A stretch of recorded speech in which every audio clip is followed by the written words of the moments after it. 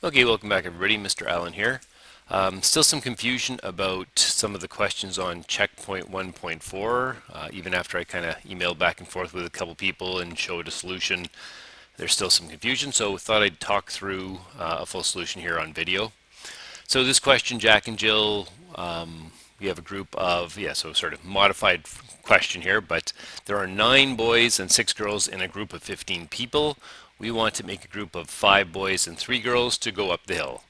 And I apologize for the old style 3 boys, boys and girls only question, but that's just kind of the way it's written up. Could be anything, any 2 groups basically, but we're looking at, in this case, boys and girls.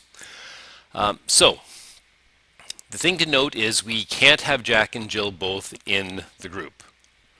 So when we go through the options we have, there are basically 3 options that are okay.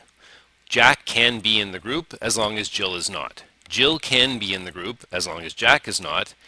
And of course, if neither Jack nor Jill is in the group, that would be fine because it means that they are both not, therefore, in the group. So option 1 would be basically solve for each of the 3 groups. Just treat them as separate questions. Solve for Jack is in the group and Jill is not. How many different ways can that occur? Solve for Jill and no Jack, and so on. Let's see if I can get this to scroll. There we go. And so, sort of look at the first one here. We have Jack, but not Jill. So basically, we have to put Jack in our group. There's only one Jack, and there's one way to choose him. There he is. That's that first option.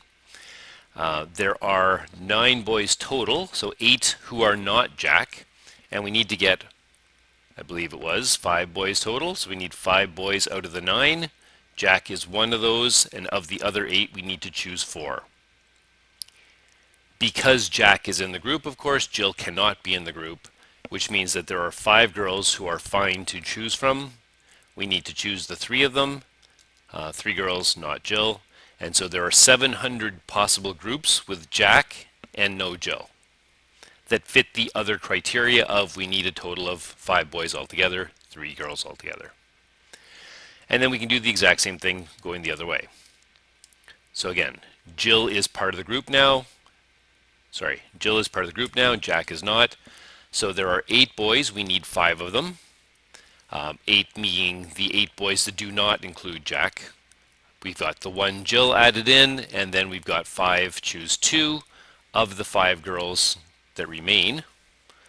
There were 6 to start, is that right? I'm going to have to flip back and make sure I didn't actually mess that up. There were 6 girls to start, one of whom is Jill, so there are 5 remaining, and I need 2 of them. When we multiply this through, we have 560. And then, of course, the last option is we can include neither Jack nor Jill, so of the 8 other boys, choose 5, of the 5 other girls, choose 3. We add those up, 1,820 possible groups in total. Now, we could attack this question a slightly different way, what I'll call option 2 here. So if we look at it instead as, let's choose to just eliminate the groups where Jack and Jill are part. I guess that's actually the full solution, so I'll just delete this. So if we had no restrictions whatsoever, there would be 9 boys, we need to choose the 5. There are 6 girls, we need to choose 3. That would be my total number of groups regardless of everything, who's in the group. If we recognize, though, that these are the groups that are bad groups, the groups that have Jack, 1 way to choose Jack, and 4 other boys, 1 way to choose girl, to choose Jill, and 2 other girls. So this is the number of bad groups. And so basically we can then subtract the total number of groups minus the groups that we don't want should give us the exact same number as last time. So either solution is perfectly fine. The second one is one that we want to sort of have in our heads as a way to move forward. Often we'll sort of get to questions later on where it says we want at least 3 people out of the group of 100 to be included. And so you're thinking, well, I could have 3, we could have 4, we could have 5, we could have 6, and you can sort of keep going. The opposite is We don't have, the ones we don't want are 0 from that group, 1 from that, only 1 from that group, or only 2 from that group. So instead of going through all the calculations for 3 or 4 or 5 or 6 or 7 or 8 or 9 or 10 or whatever it is, we can sort of find the bad groups, the groups we don't want, and we can eliminate them from the total number of possibilities. And that's what's going on here. I'm going to move forward, if I can find my mouse.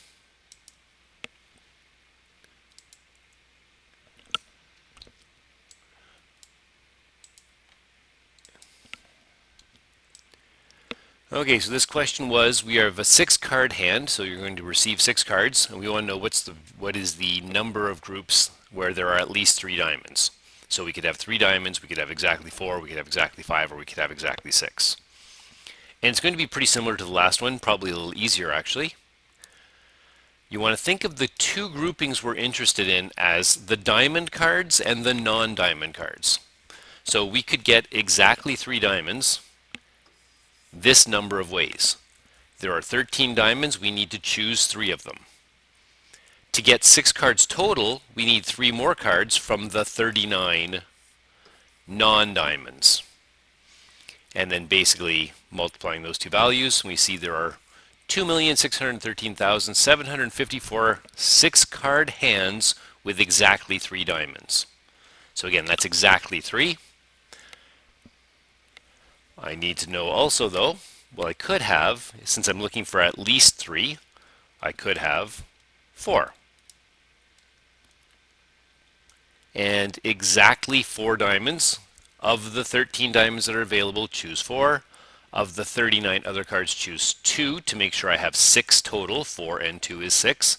There are 529,815 possible 6-card hands where I have 4 diamonds and only 2 other cards. And then we can continue and do the same thing for 5 diamonds and for 6 diamonds. Note on the 6 diamonds, 13 choose 6 is the number of ways I can get exactly 6 diamonds in a hand of 6. The 39 is the other cards. I need to choose 0 of them. So we can actually leave that out because 39 choose 0 is 1. You sort of think about it, there are 39 other cards lying there and you're not taking any of them. How many ways can I do that? Well, there's only one way to not take any of them. It's by not taking any of them. And so there are 1,716 possible 6-card hands that are all diamonds. And then of course your total down here at the bottom, you can add up all those values that we calculated above. The number of 3 diamond hands, 4 diamond hands, 5 diamond hands, and 6 diamond hands. Add them up, we get this. And then much as was the case last time, we could also do the opposite. We could look at, if I'm just wondering about how many 6-card hands are there, well, there are 52 cards available. I need to choose any 6 of them. That would be the number of total possible 6-card hands. And then doing again, basically the opposite of what we just did here, we are subtracting the hands we don't want. I don't want to know about 0 diamonds. I don't want to know about only 1 diamond in my hand, and I don't want to know about exactly 2 diamonds in my hands. So we can do the sort of subtraction. In this case, obviously not much of an advantage. There are 4 calculations this way. There were 4 calculations this way as well. But you could sort of see that perhaps if I reworded the question to say I've got 10 card hands now and I want at least 3 diamonds, now the calculation down here basically remains the same. I'm taking away the 0 diamonds, the 1 diamond, and the 2 diamonds. The calculation above, I would need to add on 7 diamonds, 8 diamonds, 9 diamonds, and 10 diamonds. Now those numbers would all be fairly small. Obviously you can sort of see the numbers are getting smaller and smaller because there are fewer ways to do that. But at least in that case, I would save some time by doing the second option here. Okay, so I'll stop there. It's getting close to 10 minutes. Hopefully that helps a little bit for at least some of you.